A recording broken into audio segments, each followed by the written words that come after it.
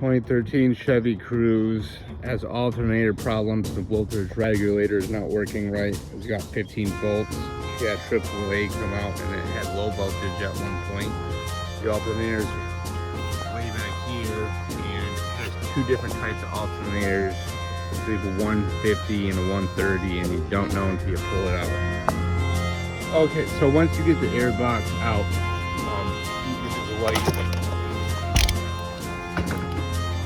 Tensioner's down here is a 1/2 inch, and you might have to take out the motor mount, put a jack underneath there and a piece of block. You can see the alternator much better now that the air box is out of the way.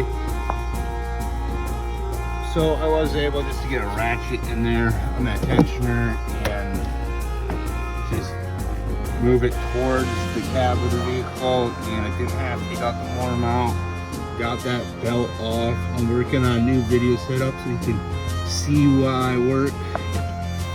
And I'll just show you through the old one how this alternator is set up. Sitting the wheel up to go like this. And then you got one on top, 2 bolts on the bottom.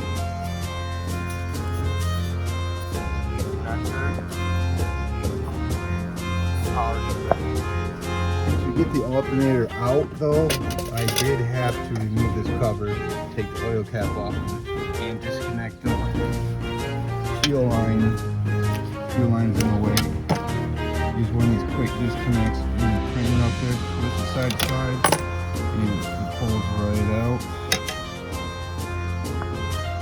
Also, when you're doing a job, take a look around the vehicle, see if you can find anything else wrong with it. Try a quick inspection. Just one leak in the belt covered.